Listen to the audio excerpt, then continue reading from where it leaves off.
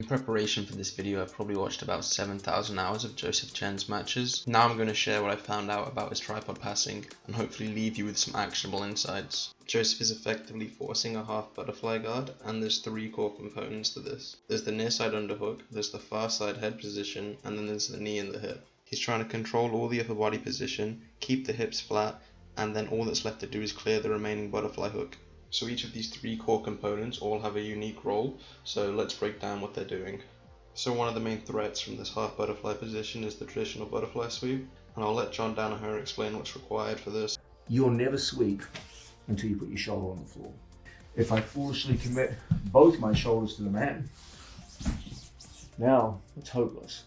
So the near side underhook and head position kill the butterfly sweep by pinning the shoulders to the mat, and also because he's driven himself so far forwards it doesn't allow the guard player to make any offensive grips. He's also trying to walk the near side underhook as high as possible. You can see here that he's trying to flare his elbow and walk up, because what he doesn't want is a situation where the bottom person can re-pummel that underhook, because now he's starting to lose the position.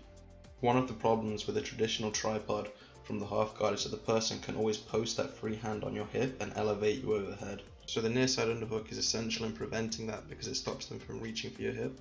And you can try this with a partner, tripod with and without the near side underhook, and see the difference that it makes. He allows me to post on that hip. Whenever he goes to the tripod and I still have a hand on that hip, I can always throw him up and over the shoulder. Next, we'll look at how Jozef uses his head in this position. So when people try and sweep him overhead, he's going to go almost completely vertical and base in his forehead.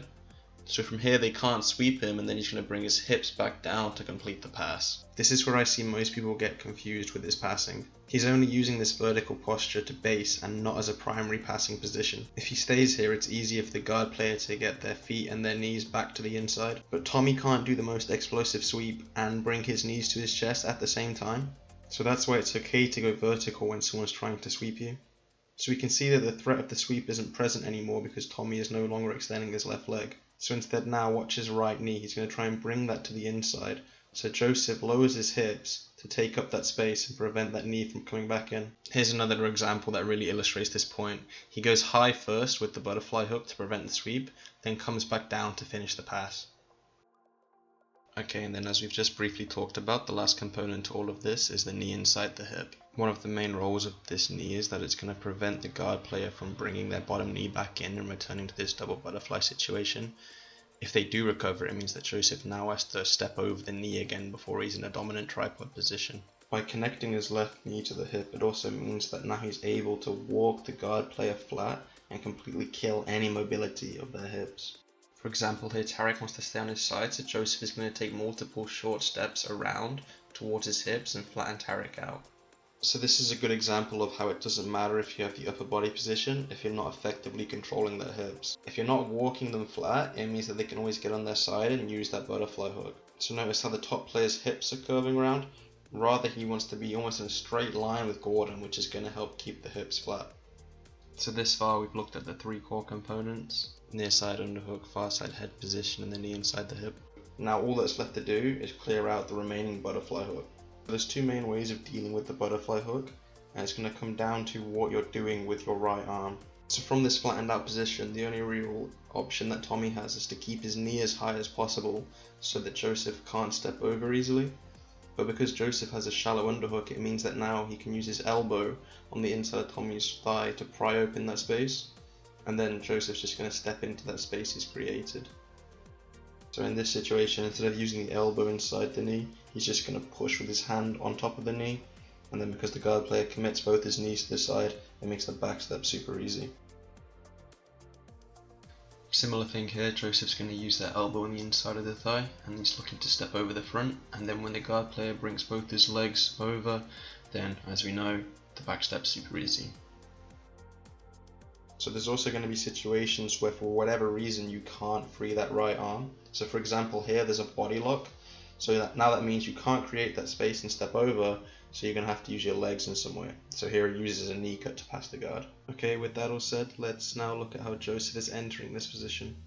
The first entry that we'll look at is the body lock entry, and the cue for this is when the guard player brings their back off the mat. Whenever this happens, Jozef's going to look to step over the near side knee, and now because he was in a double butterfly position, well now he just puts himself right into the butterfly half guard.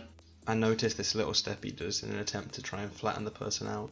Here's another example. The guard player is trying to push Jozef off and sits up too much, so Jozef locks the body lock, steps over the near side knee, and now he's right where he wants to be.